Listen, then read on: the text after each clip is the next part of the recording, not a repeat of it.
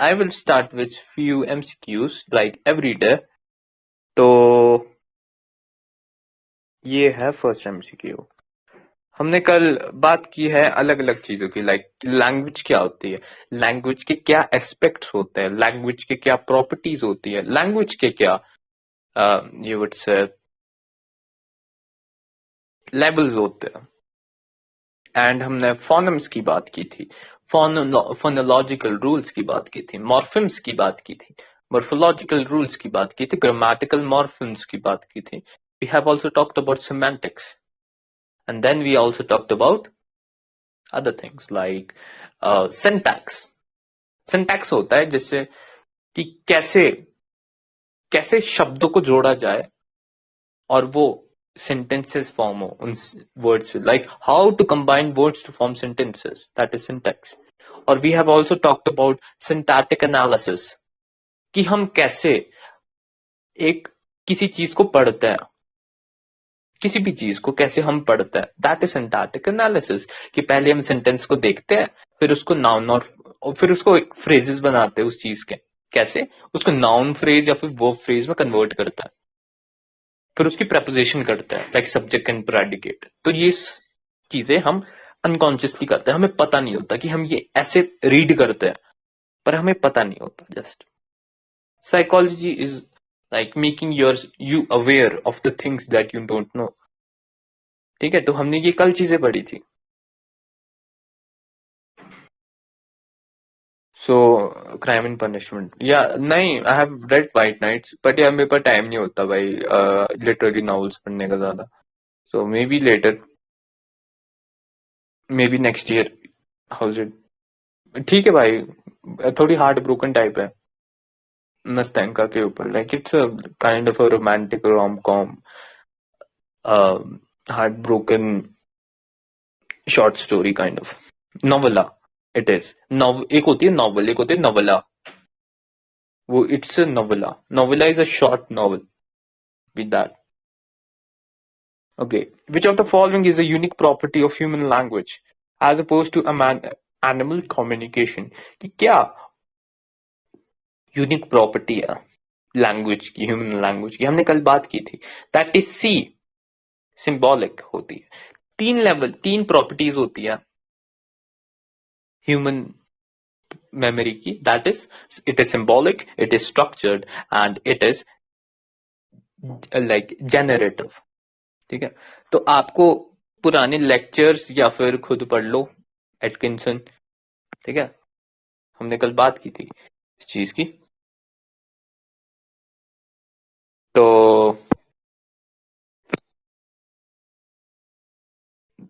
How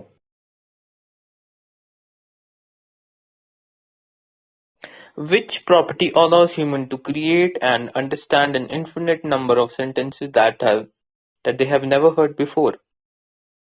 क्या चीज होती है वो कि हम जनरेट कर सके infinite number of sentences? या it is be correct Indrajit भाई, हमने कल पढ़ा था ये चीज।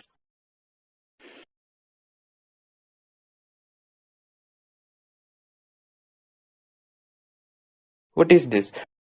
At which level of language study do we investigate how meaning is constructed from sentences? कि कैसे ये इसको क्या बोलते हैं, study of meaning behind words and sentences. हमने कल पढ़ा था study of meaning behind sentence, कि study of meaning behind words and sentences, it is see, semantics बोलते हैं इस चीज को। सिंटैक्स होता है कि तुम it is a booklet of rules जिसमें बताया गया कि कैसे वर्ड्स को कंबाइन करके सेंटेंसेस फॉर्म होते हैं, दैट इज सिंटैक्स। ठीक है, लेकिन सिमेंटिक्स होता है to study the meaning behind words and sentences, that is semantics. You could say, which level is concerned with the physical articulatory properties of speech sound? Speech sound की बात कर रहा हूं मैं, तो समझो क्या होगा वो स्पीच साउंड। याद है मैंने स्पीच साउंड क्या बोला था कल? स्पीच साउंड, या वेरी नाइस, फोनेम्स, हमने कल ये पढ़ा था।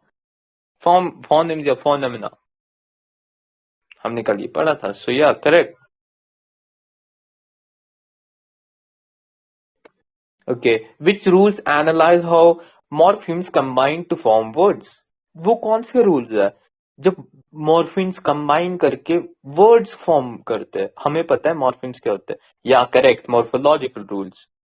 और हम फोनोलॉजिकल रूल्स होते हैं जब कि a phoneme will follow up a phoneme.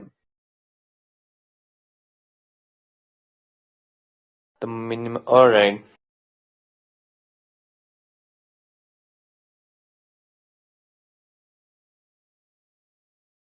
Which? All right. Okay. मैं अब ज्यादा पूछूंगा नहीं. All right. That will be enough for today, I guess. 4-5 काफी है. So, okay. I will be keep going with the next one. अगर मैं थोड़ी सी रिवीजन कराऊं कल की, कल हमने और भी चीजें पढ़ी थी. Like we have also talked about grammatical phonemes, जिसके अंदर in and the prefix, suffix और वर्ड्स आ जाते हैं, ये छोटे मोटे ग्रामेटिकल मॉर्फॉर्म्स, मॉर्फिम्स के अंदर, right. And we have talked about structure of language कि कैसा, लाइक लेवल्स होते हैं लैंग्वेज के. पहले लाइक लोएस्ट लेवल क्या होता है कि तुम रिकॉग्नाइज कर रहे हो लोगों की साउंड ऑफ स्पीच को. ठीक है, कोई डच बोल रहा है, फ्रेंच में बात कर रहा है, पर फिर भी तुम उनकी स्पीच ऑफ साउंड को रिकॉग्नाइज कर रहे हो ना लोएस्ट लेवल. पर अगर तुम्हारे को कुछ वर्ड्स आते हैं लाइक इटालियन के, लाइक बॉन्जोर और इक्वेटरियो, like these kind of words, तो तुम वर्ड्स को रिकॉग्नाइज कर रहे हो, दैट इज मिडिल लेवल. तुम कुछ उनके वर्ड्स को रिकॉग्नाइज कर रहे हो, कुछ प्रीफिक्स सुफिक्स को रिकॉग्नाइज कर रहे हो, that is middle level language. And lastly आता है हाईएस्ट लेवल लैंग्वेज. मतलब तुम उस लैंग्वेज के सेंटेंसेस और फ्रेजेस को समझ पा रहे हो अच्छे से. ठीक है, दैट इज हाईएस्ट. तो 3 लेवल होते हैं लैंग्वेज के. लोएस्ट लेवल होता है कि तुम स्पीच को कॉम्प्रिहेंड कर पा रहे हो, समझ पा रहे हो स्पीच को, स्पीच की साउंड को, सिर्फ स्पीच की साउंड को. और सेकंड आता है कि तुम वर्ड्स, प्रीफिक्स और सुफिक्स को यही समझ पा रहे हो. ठीक है, तो ये होता है सेकंड लेवल. और थर्ड लेवल कि तुम पूरे सेंटेंसेस को समझ पा रहे हो. ठीक है, तो ये थर्ड या फिर हाईएस्ट लेवल. सो आज हम पढ़ेंगे effects of context on comprehension and production. मैंने पहले भी बात की थी इस चीज की कि जो भी कोई लैंग्वेज होती है उसके 2 पार्ट होते हैं हर लैंग्वेज के, that is production and comprehension. Production का मतलब है प्रोड्यूस करना, अपने थॉट्स को सेंटेंसेस का रूप देना. Like you transforming your thoughts into sentences. That means तुम प्रोड्यूस कर रहे हो ना, कुछ अपने मुंह से बोल रहे हो. That is production. अपने जो माइंड में थॉट है उसको प्रोड्यूस कर रहे हो, that is production. You converting your thoughts into sentences. तुम कुछ बता रहे हो, तुम कुछ प्रोड्यूस कर रहे हो, that is production. Second one that we talked earlier, that was comprehension. Comprehension means the hearing words, जो भी चीज तुम सुनते हो, द हियरिंग साउंड या हियरिंग वर्ड, जो भी तुम सुनते हो, जो भी तुम्हारे कानों में आवाज आती है, तुम उसके साथ एक मीनिंग अटैच कर लेते हो. ठीक है, और फिर वो साउंड साउंड नहीं रह जाती, वो अब शब्द बन जाते हैं, वो अब सेंटेंसेस बन जाते हैं. किसी भी साउंड के साथ तुम कोई मीनिंग अटैच कर लेते हो ना. जैसे मैं बोल रहा हूं, अगर मैं अभी फ्रेंच में बात कर रहा था, तो तुम सिर्फ मेरी साउंड ही समझ पाते कि भाई ये कुछ बोल रहा है जो हमें समझ नहीं आ रहा क्योंकि ये फ्रेंच में बोल रहा है. ठीक है, पर मैं हिंदी में बोल रहा हूं और तुम्हें भी हिंदी आती है. ठीक है, तो इसका मतलब ये है कि तुम कॉम्प्रिहेंड कर पा रहे हो जो भी मैं बोल रहा हूं. जो मेरी आवाज तुम्हारे कानों में जा रही है, तुम उस आवाज के साथ एक मीनिंग अटैच कर रहे हो, जिसकी वजह से वो आवाज अब शब्द बन गई है या वाक्य बन गई है. It's like hey, like the way you hear sounds and attach meaning to it, then later it will be converted into words and sentences. मतलब तुम अगर किसी भी साउंड के साथ मीनिंग अटैच कर लेते हो तो वो वर्ड्स या सेंटेंसेस बन जाते हैं, मतलब तुम उसको कॉम्प्रिहेंड कर सकते हो. That is true. ये दो चीज साइमल्टेनियसली होती है हर लैंग्वेज में. Production comprehension. मैं कुछ बोल रहा हूँ, मतलब प्रोड्यूस कर रहा हूँ अपने थॉट को सेंटेंसेस के रूप में. मैं प्रोड्यूस कर रहा हूँ, तुम लिसन कर रहे हो ना मेरी बात को और तुम समझ पा रहे हो जो मैं बोल रहा हूँ. That is comprehension. जो मेरे मुंह से आवाज निकल रही है ना, तुम या फिर जो भी मैं शब्द बोल रहा हूं उसके साथ तुम मीनिंग अटैच कर पा रहे हो, तुम मतलब कॉम्प्रिहेंड कर पा रहे हो. दैट कि हमने ये कल पढ़ा था definition. I have already talked about before यार. जो मैंने अभी बोला वही डेफिनेशन है, राइट? समझ आ गई ये चीज? रिपीट. हे भगवान, इतना रिपीट करूंगा? प्रोडक्शन मतलब तुम थॉट्स को कन्वर्ट कर रहे हो सेंटेंसेस में, मुंह बोली सेंटेंसेस. और कॉम्प्रिहेंशन का मतलब तुम उन सेंटेंसेस को समझ पा रहे हो, अटैच कर पा रहे हो उससे मीनिंग, साउंड से. समझ रहे हो? बस ये है. ये हमने कल भी पढ़ा था, वही चीज है. समझ गए ना? Understood what is comprehension and production. ये दोनों चीजें हर लैंग्वेज में साइमल्टेनियसली होती रहती है. कोई एक बंदा प्रोड्यूस करता है लैंग्वेज को और दूसरा बंदा समझता है लैंग्वेज को. समझ रहे हो? गुड. ठीक है, ठीक है. To understand a sentence we hear phonemes. Phonemes होते हैं साउंड ऑफ स्पीच. बस साउंड ऑफ स्पीच. मैंने वर्ड्स ऑफ स्पीच नहीं बोला, मैंने बोला साउंड ऑफ स्पीच. बस साउंड ऑफ स्पीच. अगर मैं अभी एंशियंट इजिप्शियन में बात करने लग जाऊं या एंशियंट जापानीज में बात करने लग जाऊं, पर है तो वो लैंग्वेज ही ना, बेशक तुम समझ नहीं पा रहे. That means it is phonemes. और हमने कल ये भी बात की थी कि क्यों डिफिकल्टी होती है हमें एक दूसरी लैंग्वेज सीखने में. क्यों? क्योंकि वहां के दूसरे फोनेम्स है. There are different phonemes then are familiar language. ठीक है? We hear phonemes and use them to construct morphemes and phrases of the sentences and finally extract the proposition from the sentence unit. ठीक है? तो यहाँ पर दो चीजें इकट्ठी हो रही है. अगर तुम ये फिगर देखोगे, figure 9.3 page number 309, 309. Can you see page number 309? तो यहां पर तुम्हें एक फिगर देखेगा. तो हमने 3 लेवल की लैंग्वेज एक्चुअली पढ़ी थी. ठीक है? That is lowest level language, जहां पर हम प्रोड्यूस करते थे सिर्फ साउंड. और साउंड का मतलब है, साउंड को जब हम कॉम्प्रिहेंड कर पा रहे हैं, ठीक है, या प्रोड्यूस कर रहे हैं साउंड ऑफ स्पीच, ठीक है, तो वो होते फोनेम्स. ठीक है? तो हम ये मान सकते हैं lower levels, lowest level of language is refer to phonemes. ठीक है? और मिडिल लेवल ऑफ लैंग्वेज में क्या था? वर्ड्स थे, प्रीफिक्स थे, सुफिक्स थे. तो वो आते हैं मॉर्फेम्स के अंदर, क्योंकि हमने मॉर्फेम्स में वो ही पढ़े थे, है ना?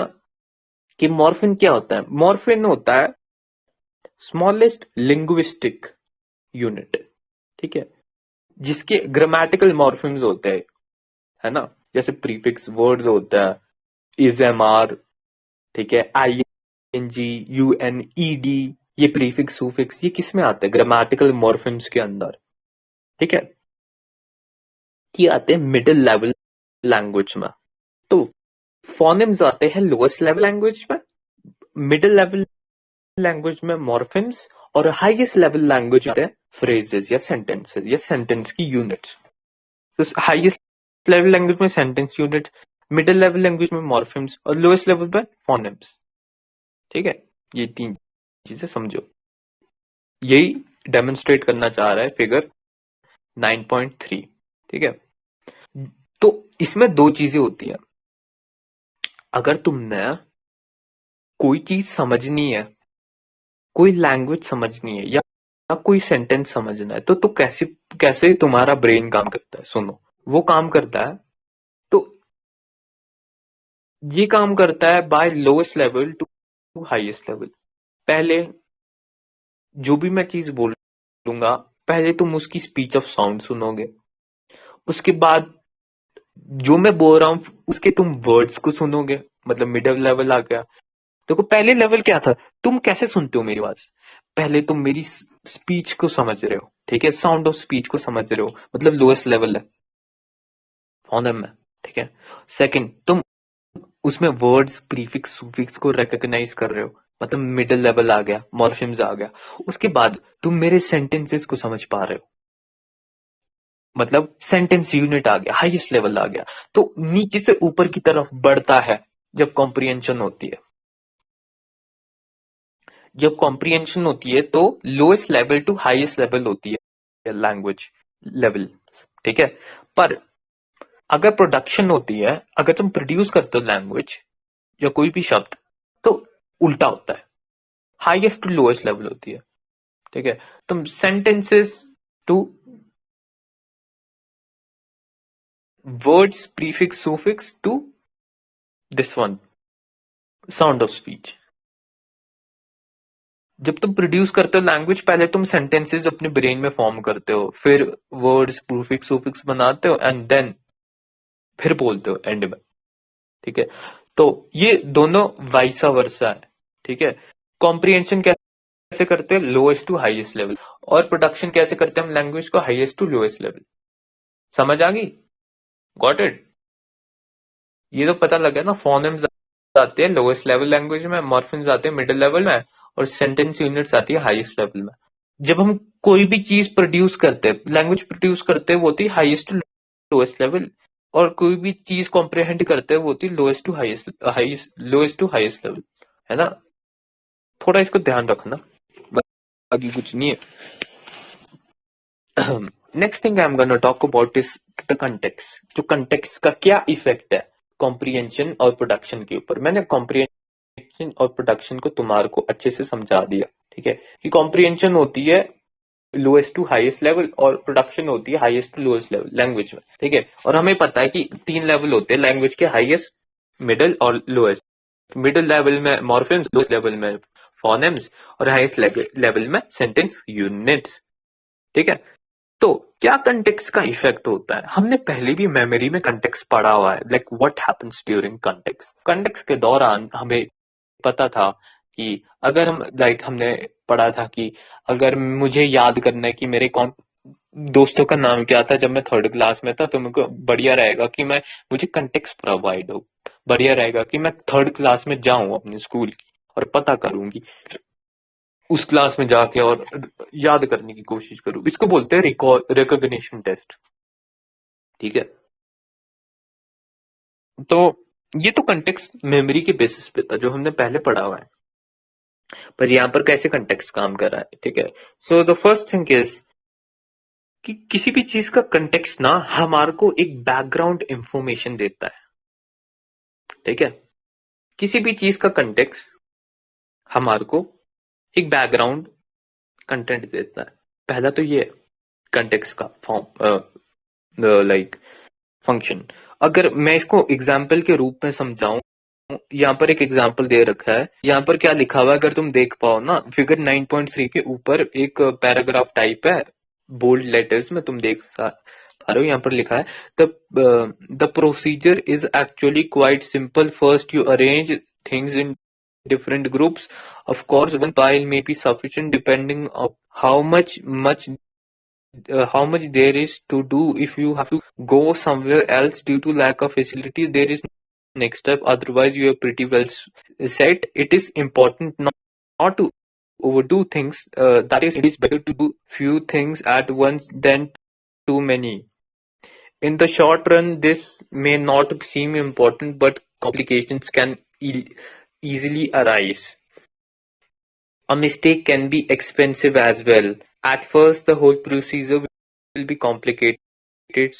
Soon, however, it will become just another facet of life. ठीक है। तो हमें पता है कि भाई किसी चीज के बारे में बात हो रही है इस पैराग्राफ में, पर हमें पता नहीं है कि क्या बात हो रही है एग्जैक्टली, क्या बात हो रही है एग्जैक्टली। अगर मैं तुम्हें बता दूं कि ये बात हो रही है वॉशिंग मशीन की, अगर ये बता दूं ये बात हो रही है कि एक टायर को कैसे ठीक करते हैं, अगर मैं बता दूं ये बात हो रही है कि एक बाथरूम को कैसे साफ करना है, ठीक है। मतलब अगर मैं कंटेक्स्ट दूं किसी भी चीज का, किसी भी चीज का कंटेक्स्ट दूं ना मैं, तो वो तुम्हारे माइंड स्कैन एक्टिवेट कर देता है। किसी भी चीज की बैकग्राउंड इंफॉर्मेशन दूं ना तो वो स्कैम एक्टिवेट करता है।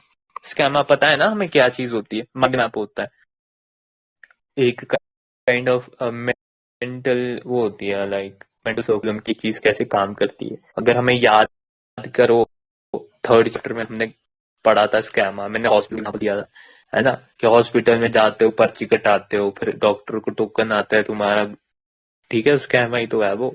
तो वैसे टाइप का, तो मतलब कोई भी चीज है, अगर मैं उसका कंटेक्स्ट दूं थोड़ा, अगर मैं उसकी बैकग्राउंड इंफॉर्मेशन दूं, तो तुम्हारा स्कैम एक्टिवेट हो जाता है। तो फर्स्ट चीज तो ये है, ये इफेक्ट होता है कंटेक्स्ट का। First thing is that you will activate the schema, ठीक है। एंड सेकंड चीज होती है that is intuition of a person, कि what is the particular intuition of a person, ठीक है। अगर कोई बोल रहा है ना can you pass the potato या फिर can you pass the knife, ठीक है, एक ऐसा सेंटेंस है that you pass the knife. अगर ये सेंटेंस अगर मैं किसी उसके दौरान बोलूं या फिर लाइक एक पुलिस स्टेशन में बोलूं ना ये sentence, can you pass the knife, ठीक है, तो ये थोड़ा नेगेटिव साउंड करेगा अगर कोई आदमी बोले पुलिस स्टेशन में can you pass the knife. पर अगर मैं यही सेंटेंस बोलूं can you pass the knife during dinner table, ठीक है, जब मैं डिनर कर रहा हूँ, फिर तो ये ठीक साउंड करेगा, ठीक, ठीक है, कि भाई इसने कुछ काटना होगा। या फिर अगर मैं किचन में मांगू कि can you pass the knife, फिर ठीक लगेगा, है ना। तो या इंटेंशंस भी रिवील होती है, लाइक दो दूसरी चीज क्या रिवील करता है context, that is intuition of a person, ठीक है। तो वो कैसी इंट्यूशन रखता है आदमी, ठीक है। This is the second thing. The first one was the background knowledge of a person, ठीक है, कि जो बैकग्राउंड होता है ना, बैकग्राउंड नॉलेज होती है हमारे, वो करता है स्कैमर एक्टिवेट। सेकंड चीज क्या होती है, that is intuition of a person, कि वो पॉजिटिव है या नेगेटिवली इफेक्ट होती है, ठीक है। तो सेकंड वन ये इफेक्ट था कंटेक्स्ट का, कि पॉजिटिव या फिर नेगेटिव जो भी इंटेंशन होगी आदमी की, we will get an idea, a context about it, जो भी वो चीज करने की कोशिश कर रहा है, ठीक है। So there are similar effects in the production of language. If someone ask you where is the Eiffel tower, you will say different things depending upon the physical context and assumptions you will make about the questionnaire, ठीक है। तो अगर कोई तुम्हारे पूछ ले Eiffel tower क्या है, तो पहले तुम अलग अलग लाइक तुम आंसर दोगे डिपेंडिंग अपॉन द क्वेश्चनर, कि कौन क्वेश्चनर है, लड़का है, लड़की है, छोटा है, बड़ा है, ठीक है। तुम्हारे अंदर खुद के प्रेजुडिस पहले से पड़े होंगे। हमने एक पहले भी तो बात की थी ना, कि हमारे इम्प्लिसिट मेमोरी के अंदर अनकॉन्शियसली पड़े होते हैं कॉन्सेप्ट्स, जैसे रेसिज्म, प्रेजुडिस, ये हमारे अंदर अनकॉन्शियसली पड़े होते हैं। हमें लगता है हम नहीं है रेसिस्ट, हम तो अच्छे लोग हैं, पर ये अनकॉन्शियसली कहीं ना कहीं दबे होते हैं, ठीक है। कहाँ, इम्प्लिसिट मेमोरी के अंदर। और हमारे को पता है इम्प्लिसिट मेमोरी कैसी होती है, अनकॉन्शियस होती है। एक्सप्लिसिट वाली क्या होती है, कॉन्शियस होती है, ठीक है। so we can say that we make assumptions about the questionnaire. If the question is asked of you in London, for example, you might answer Paris या फ्रांस। हमें पता है कहाँ पर है आईफिल टावर, पेरिस में। पेरिस कहाँ है, फ्रांस में। However, if the question is asked in quarter Latin, अगर लैटिन में पूछ लूं मैं कि कहाँ पर है पेरिस, कि यू माइट से अबाउट 4, कि पेरिस कहाँ पर है, तुम बोलोगे like 4 kilometre west of here in the Parc du Champs, ठीक है, तो मतलब इसका मतलब सिंपली मतलब ये है, जो भी ये सारी चीजें करने की कोशिश कर रहा है, that you will probably even point in the direction, मतलब जो भी तुम अटरेंस करो वर्ड्स की, वो भी फिट करना चाहिए कंटेक्स्ट के साथ। मतलब जो भी तुम शब्द बोलो वो कंटेक्स्ट के साथ फिट करना चाहिए, फिर वो भी अफेक्ट करता है कंटेक्स्ट को। तो तीन चीजें अफेक्ट करती है कंटेक्स्ट को, दैट इज बैकग्राउंड नॉलेज जो कि स्कैमा एक्टिवेट करेगा, सेकंड की इंटेंशन क्या है पर्सन की, थर्ड इज अटरेंस कि तुम कैसे अटरेंस कर रहे हो जो कि फिट होनी चाहिए कंटेक्स्ट के साथ। ठीक है, ऐसे नहीं कि कोई पूछे तुम्हारे से आईफिल टावर कहाँ है, तुम बता दो भाई यूपी का एड्रेस, कि भाई यूपी कैसे जाते भाई हाईवे से ट्रक में। ठीक है, मतलब अटरेंस मीन्स कि तुम्हारी वर्डिंग्स फिट होनी चाहिए कंटेक्स्ट के साथ। तो हमने इसमें एक और चीज पढ़ी थी कि low level, high, middle level और हाई लेवल लैंग्वेज में कैसी कैसी चीज होती है। तो कॉम्प्रिहेंशन होती है lowest level to highest level, और प्रोडक्शन होती है highest level to lowest level. तो ठीक है, ये चीजें समझ आ गई, effects of context on comprehension and production. Got it और नॉट? बोलो, सो गए, नींद आ गई, सो गए? सही है, सही है। नहीं लगा पता? पूछो ना मेरे से क्या दिक्कत है। लास्ट वन समझ आ गया, ओके। लास्ट वन ये अटरेंस कि जो भी तुम बोल रहे हो ना वो कंटेक्स्ट के साथ अलाइन होना चाहिए। ठीक है, अगर मैं पूछ रहा हूं तेरे से एड्रेस की भाई पेरिस का एड्रेस कहाँ है इंद्रजीत, और तू मेरे को यूपी का एड्रेस बता दे, है ना, गलत हो जाएगा ना भाई वो। मतलब ऐसी अटरेंस होनी चाहिए जो कि कंटेक्स्ट के साथ फिट करे। समझ रहे? ये भी इफेक्ट करता है। और तू कैसे बता रहा है मेरे को एड्रेस पेरिस का? तू मेरे को चार मतलब घुमा घुमा के बता रहा है या सीधा बता रहा है, ये भी इफेक्ट करता है। समझ रहे? अटरेंस का। तो तीन चीजें आती है इफेक्ट्स ऑफ कंटेक्स्ट में, दैट इज बैकग्राउंड नॉलेज जो हमारा स्कैमा एक्टिवेट करती है, सेकंड इज जो आदमी है intention of a person, and third one is utterance. ठीक है, और हमने बात की थी कॉम्प्रिहेंशन और प्रोडक्शन में कैसी लेवल ऑफ लैंग्वेज एक्टिवेट होती है। ओके, तो ये थी इफेक्ट्स ऑफ कंटेक्स्ट जो पढ़ लिया है हमने। अब नेक्स्ट चीज हम पढ़ेंगे that is the neural basis of learning. ठीक है, हमने चैप्टर 2 में एक चीज बायोसाइकोलॉजी में पढ़ा था, अफेजिया एक डिसऑर्डर है, लैंग्वेज डिसऑर्डर, जिसकी वजह से क्यों होता है अफेजिया, लैंग्वेज डिसऑर्डर है जब हमारा ब्रेन डैमेज हो जाता है। तो दो काइंड ऑफ अफेजिया हमने पढ़ रखे थे, that is expressive aphasia and receptive aphasia. अगर तुम्हें सेकंड चैप्टर याद हो, ब्रोक एक्सप्रेसिव अफेजिया होता है ब्रोकेरिया एरिया की वजह से। ब्रोकेरिया एरिया होता है फ्रंटल लोब में, ठीक है, और वर्नैक्स एरिया जो कि होता है रिसेप्टर लोब में, है ना।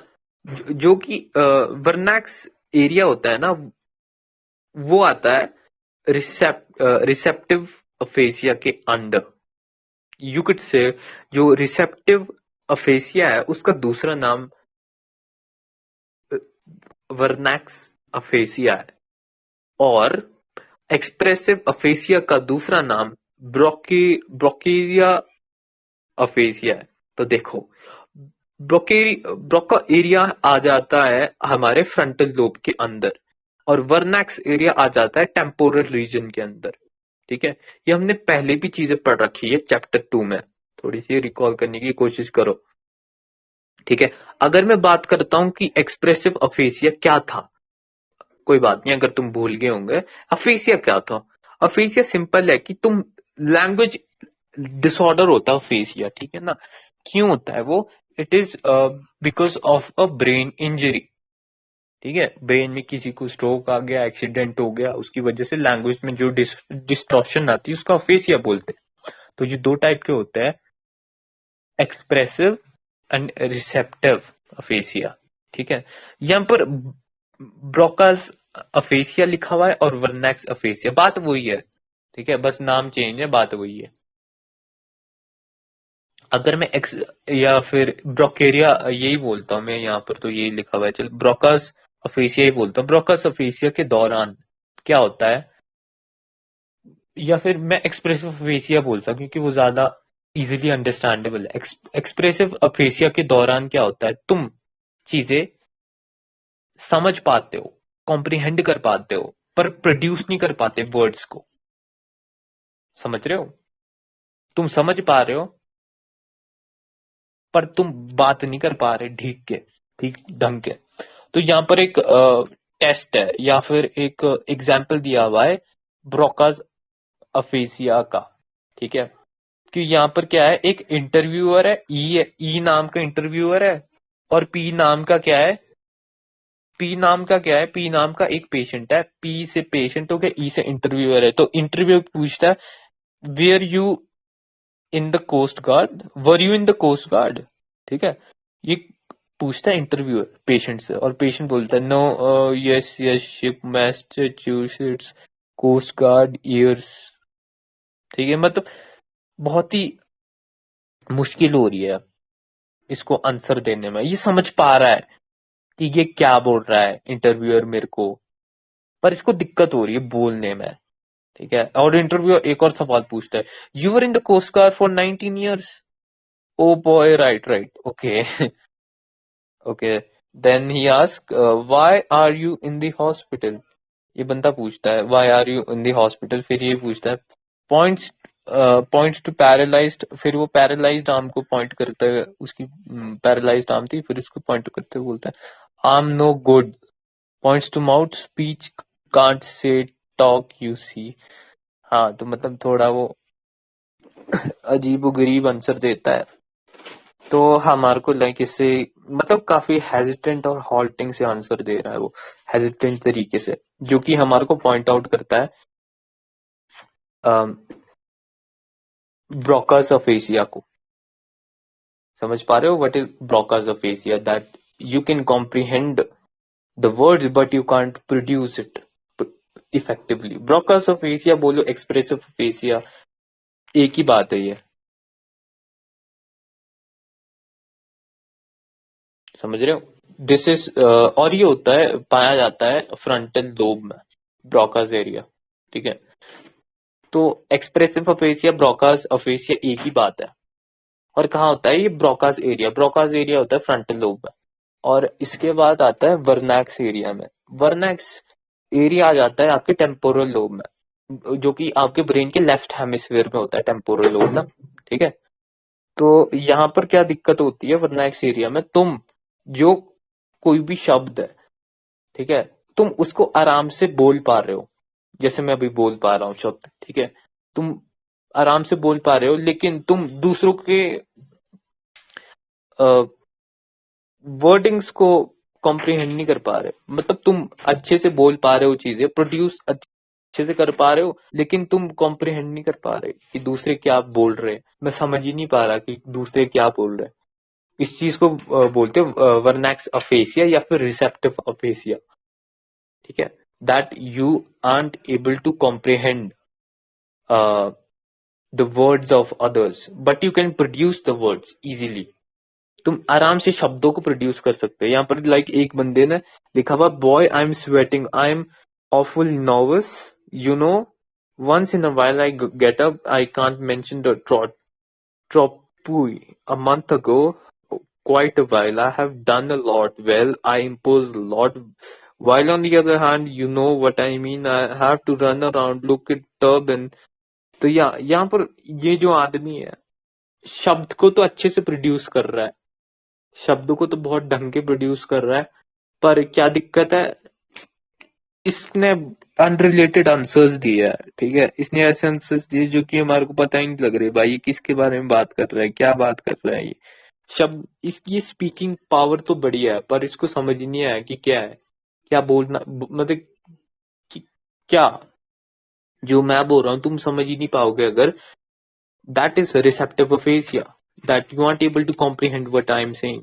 तो एक्सप्रेसिव अफेसिया होता है प्रोडक्शन में कमी, और वर्नेक्स अफेसिया होता है या फिर रिसेप्टिव अफेसिया होता है जब कॉम्प्रिहेंशन में कमी होती है। ठीक है,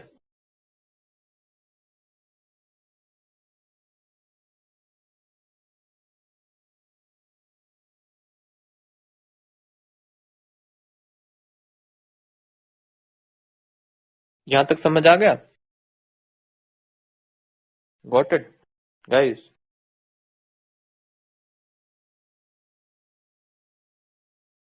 ठीक है ना, बस इसमें कंफ्यूज नहीं होना। एक्सप्रेसिव अफेसिया में प्रोडक्शन की कमी होती है, तुम प्रोड्यूस नहीं कर पाते वर्ड्स। ठीक है, और ये कहां पर है? फ्रंटल लोब में है। ठीक है, ब्रोकेरिया एरिया का है फ्रंटल लोब में, और वर्नेक्स एरिया का है टेम्पोरल लोब में। टेम्पोरल लोब का है लेफ्ट हेमिस्फीयर में। ठीक है, ऐसे याद रखना पड़ता है इसको जुबानी। ठीक है, और ये वर्नेक्स एरिया में क्या होता है? वर्नेक्स एरिया में तुम कॉम्प्रिहेंड नहीं कर पाते, जो मैं बोल रहा हूँ तुम समझ नहीं पा रहे ना अगर, दैट इज वर्नेक्स प्रॉब्लम। ठीक है, एंड इसमें जो ब्रोकेरिया एरिया होता है ना, खासकर ये इंपॉर्टेंट होता है स्पीच की प्लानिंग में। जो भी अगर कोई भी चीज अगर तुम सोच समझ के बोलते हो, कोई भी चीज को तुम पहले प्लान करते हो, ऐसे ही थोड़ी नहीं कुछ भी बोल दोगे भाई। अगर कुछ भी बोलने के लिए भी तो कुछ सेंटेंस की फॉर्मेशन होनी चाहिए ना। तो स्पीच की प्लानिंग, जो भी तुम बोलते हो, स्पीच की प्लानिंग ब्रोकेरिया एरिया में होती है। और स्पीच साउंड जब हम निकालते हैं तब प्रोसेसिंग होती है वर्नैक्स एरिया में। तो स्पीच की प्लानिंग हुई ब्रोकेरिया एरिया, स्पीच साउंड निकली वर्नैक्स एरिया में। और स्पीच के मीनिंग्स हम